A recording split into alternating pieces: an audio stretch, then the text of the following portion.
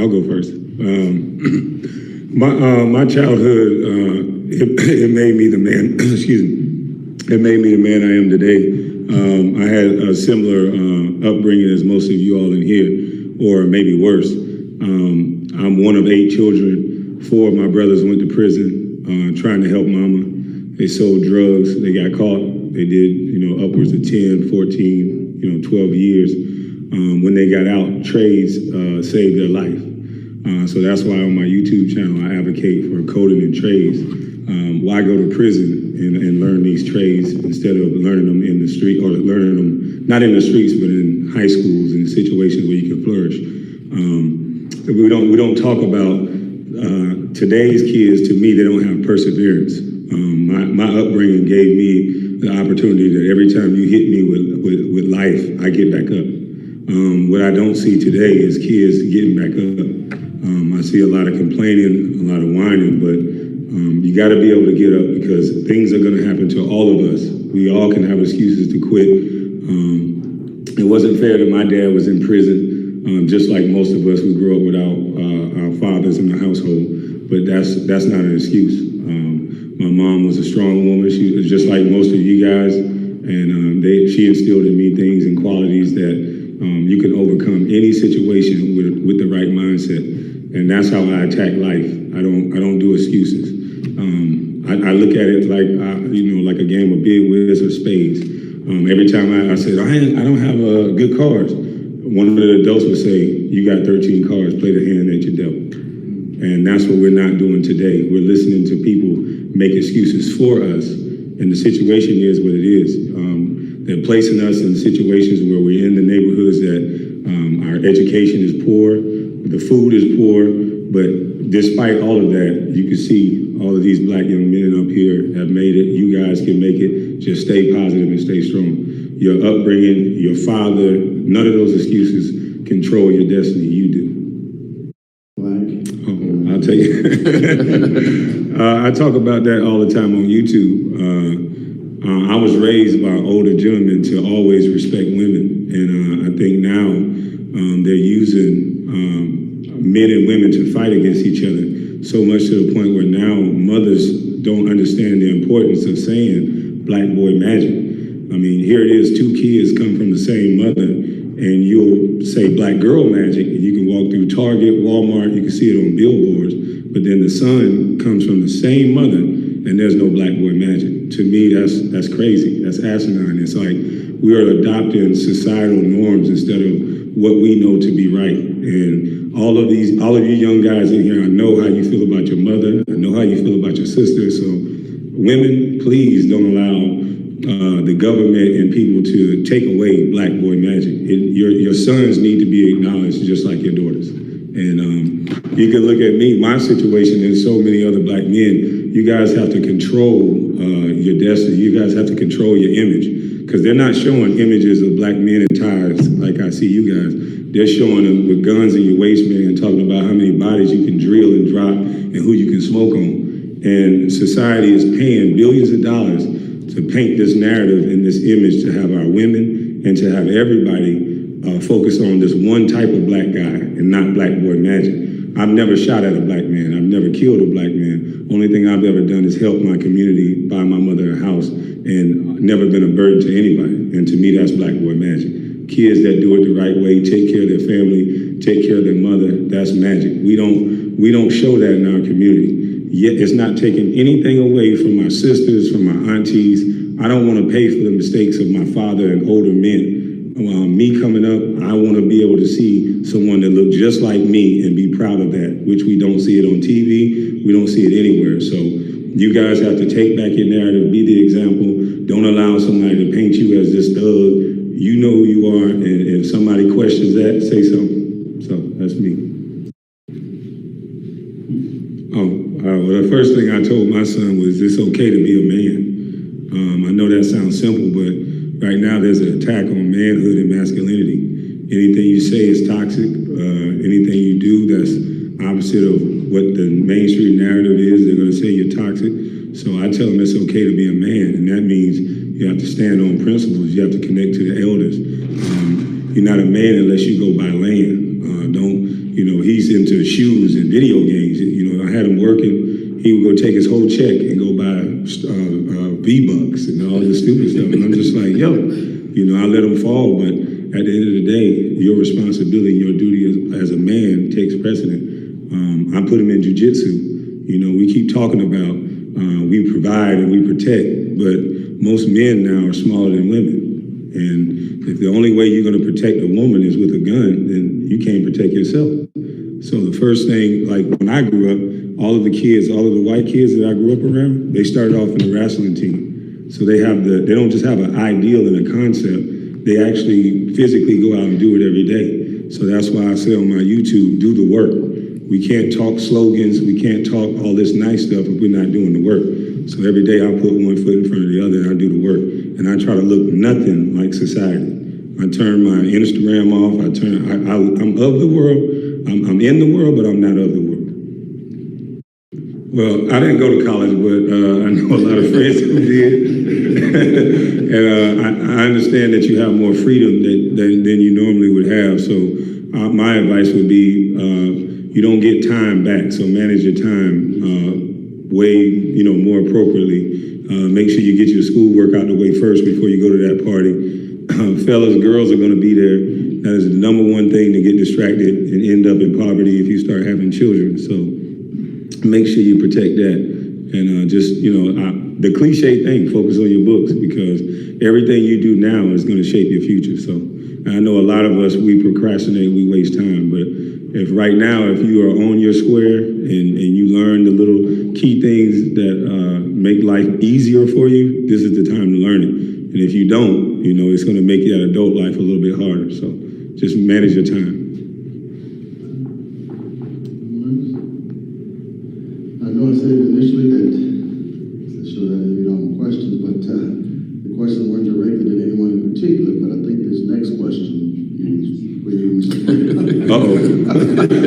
Not directed at anyone in particular, but this one. These other guys will get this one right here, but maybe so. I don't know. All right. What are some of the major financial mistakes you made throughout your MBA and now entrepreneurial career? Gave my money to someone else. Never give your money to another person. Most of the wealthiest people in the world, they're in control of their own money. The biggest mistake we make is we think we're not good enough. I think Plies got a song say, I got 3 lawyers and they all Jew, and he was running in the place. That's the mentality that we have in our community. But an old man told me a long time ago, they don't make no more land. So if you start getting land, everything on that property is money. Every tree on there is money, every root on there is money, the dirt is money. So I would suggest you guys start making investments in land and infrastructure, which we don't do. I have over 60 acres of land, and I'm looking to acquire 300 or 400 more because that's the gift that keeps on giving. Stock markets and all this stuff, people may not understand that as much as other people. Never want to get into things that you don't really necessarily understand, that you have to go to somebody else. But they don't make any more land, so make sure you get the land. I would encourage you to start getting into the credit game right now. A lot of you guys don't understand how important credit is. If you don't have good credit, get you a secure a secure credit card until you can get a card that's not secured. You can start your LLC. You can do that online, and you can start doing business-to-business transactions with Granger and Uline. Go to uline.com. Go to Granger. Start doing business-to-business transactions with your LLCs, like buying your soaps, household items, and things that you would buy anyway. Buy it, make it come out business to business, so that way when you graduate, you guys already have business credit and you can have some personal credit, because credit is the number one thing that we're lacking. That's why so many rappers encourage you guys to buy cars with all cash, because their credit is no good. I know guys that get those same cars and put no money down and just walk on the lot and they get it through their foundation, but they get it because their credit score is 850. So the way that they're teaching us how to do it, the way that they use the celebrities to show us, is all to hurt you. Your credit is the most important thing, and you can do it now with the little tricks and little trades that they don't teach you in school. To me, it's the most important thing. And my grandfather used to argue all the time, and no offense, he said, them educated folks get the education and leave and never come back. I would encourage all you guys, just because you get an education don't mean a small thing can help. Go donate to your recreation department. Where I'm from now, I argue with them all the time, from my hometown, because our parks in our county looks nothing like the parks from the better school districts and the higher income districts. So I have to personally come out of pocket, and a lot of other guys do as well. I do it with no problem, but it's up to us to change our neighborhoods. If we have a system that's in place that gives us a different cut of meat, if you will, then it's up to us to pull together, and we have the resources to do it. So we definitely have to give back and be connected to our communities. Right now, we don't have neighborhoods anymore, we have hoods.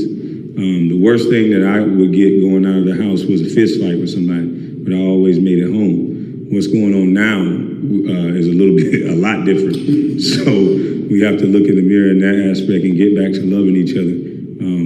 It doesn't seem like we love each other anymore, but get back to neighborhoods and get back to your community. That's the most important thing to create change. I don't know if y'all want me to answer that.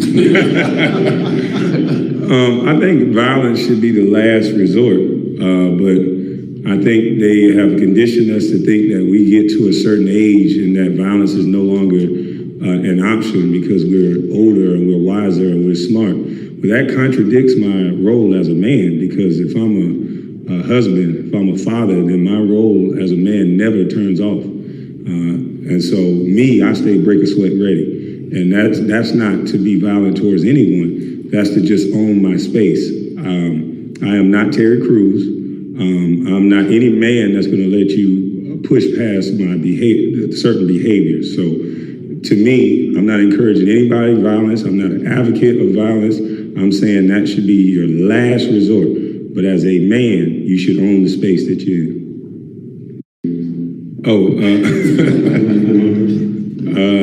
Nothing. I don't get impressed by stuff like that. I barely even know how to work Instagram. So, I always looked at it, I looked at Instagram as something that used to, just get people in trouble. Every time I got on Instagram, somebody was threatening to pull up on somebody else. So I didn't lend my ear to that. So once I got all those followers, I was trying to figure out how can I come to that space. Like they're trying to get me to go to Clubhouse. I'm like, nah. Every time I turn on that app, there's somebody about to pull up on somebody else too. So once I was able to figure out how to turn it into a positive situation, once I figured out how to not just get on there to argue with somebody and turn it into something positive, then I got on it. But don't get your life wrapped around the likes, and because they don't really know you. So a like doesn't put money in your pocket. I know a lot of people that's doing so much stuff for attention. There's guys that's throwing rocks at the penitentiary, throwing them right over the gate, don't know that they're next going to prison because they're trying to show out for Instagram. There's females that are showing way too much on Instagram for that attention and that light. And all of it is the wrong attention. So if I were you guys, I would focus on something a little more positive than that. It's out of your control, but men, do it as men. No means no. If she don't want to date you, the best thing to do is walk away and let her find her way. If it's meant to be, it'll come back. But right now, you guys are in a very peculiar space right now with all the stuff that's going on. So if I was you guys, I'd be very, very careful. There's no right way to answer this question, so I'll leave it to people that are way more smarter than me on this one. You said it. I just feel like y'all should even be trying to date right now. Right. And I honestly feel like it should be education. It should be, trying to build your name or who you're trying to become. Necessarily speed, you got to come careful with the boat. You're losing jobs, so do you think other athletes might be scared of that? You're 100% right. It's almost impossible to speak out while you still have a job in that position. Unfortunately, I think they're using our black celebrities with that like button. Most of us, they say we're not a monolith or whatever, but I think it's all about who we like. The Beehive, Beyonce can get everybody in the Beehive to do whatever she wants. If she wear a certain type of dress, all the ladies want to go wear that same dress. Jay-Z, NBA YoungBoy, they have the minds of the youth. And so, unfortunately, I think it's some very powerful people that understand how to monetize that. And so they give them a lot of money to get you guys to follow what they're doing. The N-word and it's not censored, that's our culture. We're proud to, most of the guys that we look up to and that I looked up to growing up, they were street guys. And our culture, and like I said, a lot of the powers that be are paying for that image. So it has to start being a bad thing to say you're smoking on another black person. It has to be a bad thing for us to push out so much N-words and cursing. That's why I curse on my YouTube. People can see the wrong in it when they see a different, they can see the bad behavior in it when they see a different person doing it. But for some reason, a rapper is black, but because he's a rapper, he can brag and rap about killing folks and have white kids and black kids rapping along to it. And we all know the devil uses music. So if we're gonna change something, we gotta change that music in our culture, that it glorifies going to prison and young black boys being a man through prison. And that to me is our biggest problem, the way we look at each other. Most of us, when we greet each other out of this room that's black, we looking at each other up and down, like, what's going on? We ain't looking at each other like that's my brother. So we have to change that. It was her dream home. She saw it. It was on the golf course. I had to have it, and that was my driving force. That's why I think it's disrespectful not to have Black Boy Magic. Because us black boys, we try to fill in that void of daddy not being there. So we sometimes grow up a little too early. We're the ones that's filling up these prisons. Some guys making wrong decisions, helping mama. And so I think it's imperative that we start acknowledging that black son that would do anything for his mother and his sisters. I was the one who got called, and my brothers were the one who got called because daddy wasn't there when somebody disrespected mama. So it has to be a level of respect for both parties if we want to get this thing a little more balanced.